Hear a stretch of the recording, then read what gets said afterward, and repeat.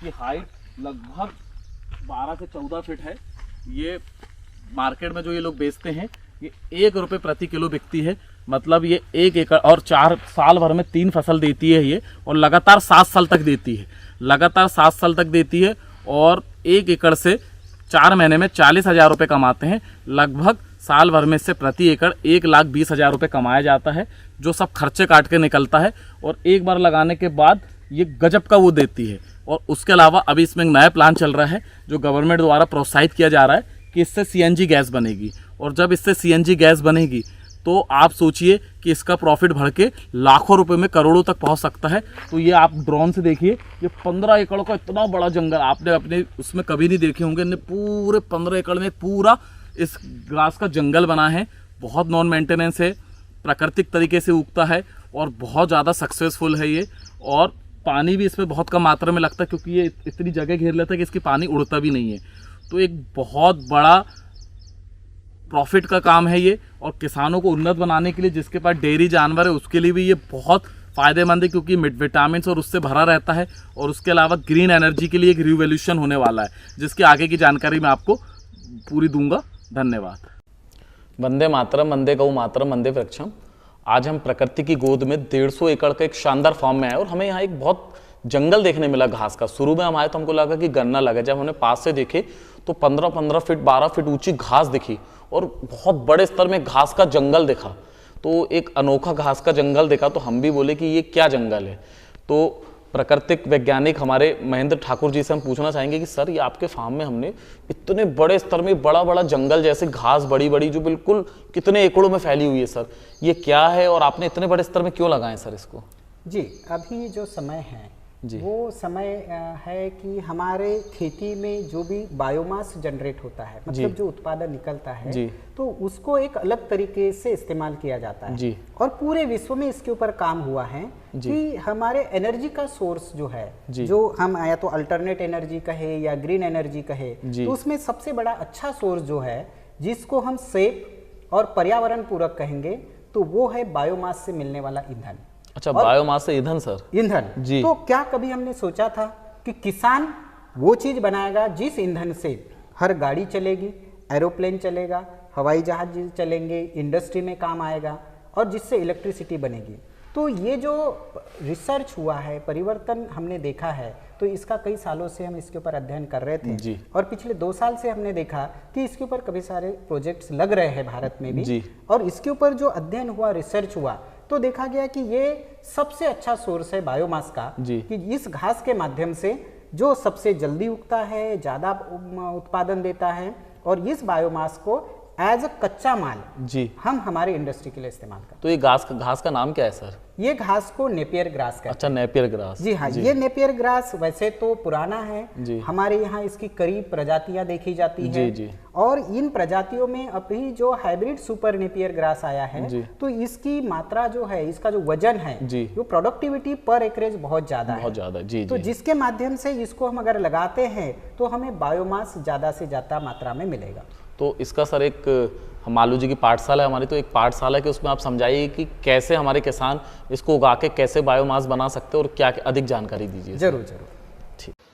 जैसा अभी हमने देखा कि हमारे फार्म पे हमने बहुत सारा घास उगाया है और इस नेपियर ग्रास के माध्यम से ये घास जो है ये हमारे बायोमास का सोर्स है। तो क्या ये नेपियर घास हमारे जीवन में क्या परिवर्तन ला सकता है? तो ये हो गई एक तरफ हमारी खेती जो हमारे किसान कर रहे हैं, लेकिन दूसरी तरफ ये खेती में निकलने वाला कच्चा माल जो है ये हमारे भारत के अर्थव्यवस्था में बदलने की ताकत रखता है, बहुत बड़ा उसमें योगदान होगा। साथ साथ पर्यावरण को शुद्ध करने के लिए आज हम समझते हैं कि पर्यावरण इतना ज्यादा प्रदूषित है कि हम चाह के भी उसको रोक नहीं सकते। हमारे पास ईंधन ये सबसे बड़ा प्रदूषण का स्रोत है। ईंधन में हमारे पास डीजल है, फिर पेट्रोल है, फिर कोल है। तो ये जो चीजें जो है ये सबसे बड़ी मात्रा में इस्तेमाल किया जाता है और भयानक प्रदूषण इसके से होता है। ना हम इसको रोक पा रहे हैं कंजम्पशन, ना इसको रोक पाते हैं, ना इसको रोक पाते हैं। पूरी दुनिया आज के समय में इसके ऊपर सोच रही है what is the alternate for this. और ये अल्टरनेट अगर कोई दे सकता है जो पर्यावरण पूरक हो, जिसको हम ग्रीन कहते हैं, तो वो ग्रीन एनर्जी का सोर्स किसान ही हो सकता है और कोई नहीं हो सकता। ये पिछले कई सालों से अध्ययन के बाद में ये देखा गया है। और यहाँ हम आते हैं, ये है हमारा उसका रॉ मटेरियल, ये है उसका सोल्यूशन, ये है उसको कॉम्पीट करने के लिए या उसका अल्टरनेट नेपियर घास। नेपियर घास। जी। अब हम ये देखेंगे कि ये नेपियर घास से हम क्या कर सकते हैं, सही में इसके माध्यम से हम क्या बना सकते हैं। तो ये नेपियर घास को क्रश करके हम इसके माध्यम से हम गैस का उत्पादन करेंगे और ये गैस जो है जिसको हम बायो सीएनजी कहते हैं। Bio CNG. अब ये बायो सीएनजी, बायो मतलब ये जैविक पद्धति से तैयार किया गया, सीएनजी मतलब कॉम्प्रेस्ड नेचुरल गैस। जी जी। ये कॉम्प्रेस्ड नेचुरल गाड़ी चलती है, सब चलती जी है हाँ, सीएनजी वही। जो शहरों में आजकल गाड़ियां चलती है, पाइपलाइन से गैस आती है, घरों में भी चलता अच्छा, है। अच्छा, जी। तो हमारे घर में लगने वाला ईंधन जो हम खाना बनाते हैं, गैस सिलेंडर से, इंडस्ट्री में जो जाता है वो ईंधन, हमारे गाड़ियां जो चलती है 2 व्हीलर 4 व्हीलर से लेके हवाई जहाज तक सीएनजी से चलाया जा सकता है। जी। आज भारत में ऐसे रेलवे इंजन बन रहे हैं जो बायो सीएनजी से चलाए जाएंगे। मतलब आपका कहना है कि किसान एक ईंधन दाता बन जाएंगे सर? ये आज की हमारी जरूरत है, हमारे देश की जरूरत है, किसानों की भी और जरूरत है। किसान अगर सर ये प्रोजेक्ट चालू हो जाए तो किसान तो बहुत उन्नत हो सकता है सर। ये हो सकता है नहीं, उसको करना ही है। जी सर। और इसी के लिए पिछले कई सालों से हमारे भारत में जो रिसर्च हुई है, तो ऐसा नहीं कि सिर्फ भारत में, लेकिन भारत में जो रिसर्च हुई है उन्होंने प्रूव करके दिखाया कि ये जो ईंधन है, जो जैविक ईंधन जो बनेगा, हमारा क्रूड ऑयल से निकलने वाले सीएनजी से अच्छा होगा, उससे सुपीरियर होगा। जी। उसमें गाड़ियों का पिकअप अच्छा है और उसमें गाड़ियां अच्छी चलेंगी, सस्ता भी होगा और ये बनाने वाला जो है वो किसान होगा। और इसीलिए किसान को अब सिर्फ अन्नदाता नहीं, लेकिन हम ऊर्जादाता कह पाएंगे जब उसका प्रोड्यूस जो है, जो उसका फार्म प्रोड्यूस है, उससे हम ईंधन तो अब बनाएंगे। हमको समझ आएगा आपने इतना बड़ा जंगल क्यों लगाए थे। जी हाँ। और ये ऊपर में हमको दिख रहा है सर, ये biggest opportunity in biofuel industry. जी। तो ये इसी से रिलेटेड है। जी हाँ, ये आप अभी पिक्चर में देख रहे हैं। तो आज भारत में सबसे बड़ा अगर देखेंगे, जी। हम सब देखते हैं कि ईंधन, आप पेट्रोल डीजल का इंपोर्ट जी, देखिए, जी। मैक्सिमम इंपोर्ट है, बिल्कुल सर। कोल पूरा इंपोर्ट किया जाता है। जी। अगर कोयला और ईंधन अगर भारत को न मिले तो भारत तो कुछ भी नहीं कर तो ये पाएगा। आत्मनिर्भर बनाने का बहुत बड़ा कदम है। भारत को आत्मनिर्भर बनाए, तो जब तक हम फ्यूल में आत्मनिर्भर नहीं बनेंगे, भारत को आत्मनिर्भर बिल्कुल सर। नहीं बना सकते। बिल्कुल। और उसका बीड़ा हमने उठाया है कि हमारे क्षेत्र में किसानों को हम जोड़े। जी। अब हम देखेंगे कि इसको करेंगे कैसा। जी। There has to be some planning. जी। ये प्लानिंग कैसे होगा। जी। और इस प्लानिंग के माध्यम से हम हर गांव में जी इस तरीके का प्रोडक्शन होगा जी घास का। जी। पूरी खेती नहीं होगी। जी। इसकी और एक बात है कि इसमें से सिर्फ गैस नहीं निकलती। जी। तो एक उदाहरण आपने देखा होगा कि गैस के जैसा भी जी निकालने के बाद में वो हमको नीचे जो बच जाता है, जी। तो उसमें जो सॉलिड मटेरियल बच जाता है, वो सॉलिड मटेरियल उसको हम कहते हैं स्लरी। जी। तो वो स्लरी हमारे खेती के लिए सबसे अच्छा खाद होगा।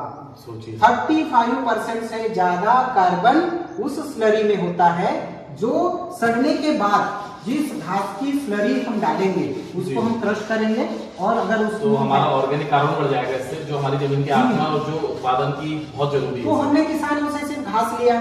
जी। अब घास कैसे होगा, तो हमको तो उसमें ये घास मतलब ये बैटरी है। तो सर जैसे आपने किसानों से घास लिए, जी। तो उनको रेट क्या मिलेगा सर? जी हाँ, ये है हमारा मॉडल, जी ये है हमारा किसान। जी अब ये किसान क्या करेगा, जी अपने गांव में खेती करेंगे, तो ये हम घास खेती में कुछ घास उगाएंगे और ये जाएगा हमारे तहसील में। जी तो तहसील में हम जो प्रोजेक्ट लगा रहे हैं, ये प्रोजेक्ट में गैस निकलेगी जी और खाद निकलेगा। हम जी। स्लरी बोलने से उसमें खाद ही बोलेंगे। जी, जी, जी। तो खाद ये फिर से हमारे खेत गांव में में जाएगा जी। और गैस भी हमारे गांव में जाएगी। जी हर किसान के घर में।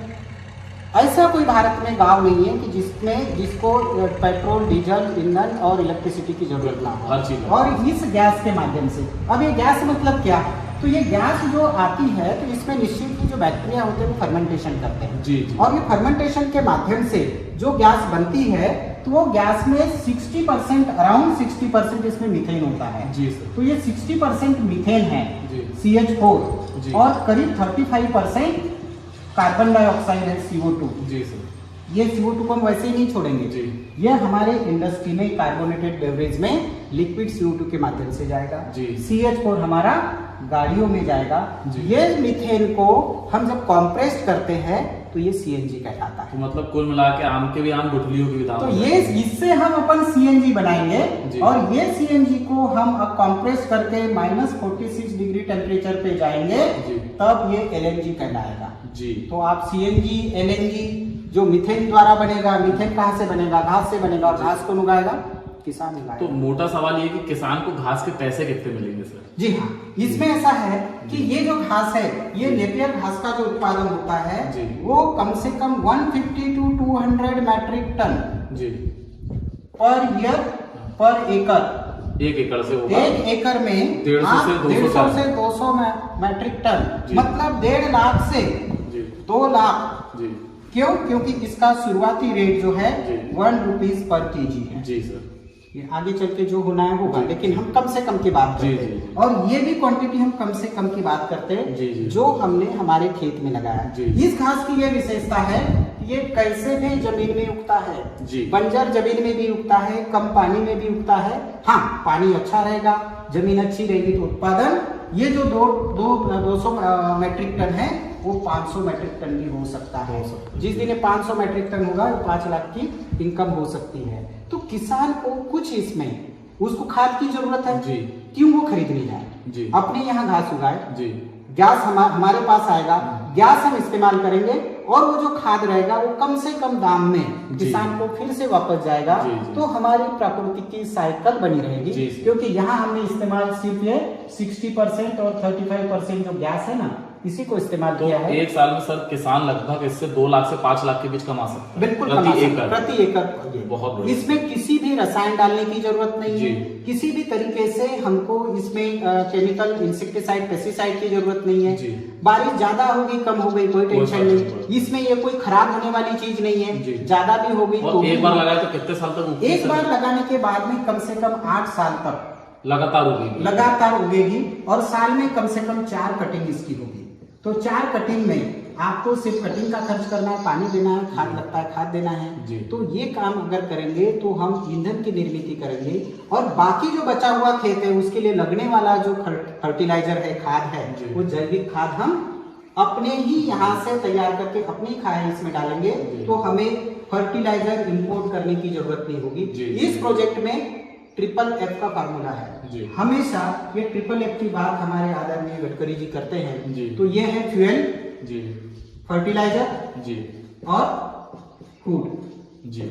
आज अगर फूड, फर्टिलाइजर और फ्यूल की डेवलपमेंट या उसकी रिक्वायरमेंट अगर भारत का किसान कर देता है जी। तो सही मायने में भारत को किसी के सामने झुकने की जरूरत नहीं है। बहुत सही। ये बहुत बड़ा परिवर्तन है। इसके बाद आने वाले समय में बहुत सारी चीजें हैं। इस घास की हम बात करते हैं, हमेशा ये हरा होता जी। है। हरा जब भी रहेगा ये फोटोसिंथेसिस करेगा। फोटोसिंथेसिस करेगा तो जो CO2 है, कार्बन सिक्वेस्ट्रेशन का काम सबसे ज्यादा इस घास के माध्यम से होगा। और आने वाले समय में कार्बन क्रेडिट का भी जो फायदा है हमारे किसान भाइयों को मिलेगा। बहुत बढ़िया सर जी। तो आपने देखे कि कैसे इस तरीके से किसान ऊर्जादाता बन सकता है, प्रति एकड़ 2 से 5 लाख रुपए कमा सकता है।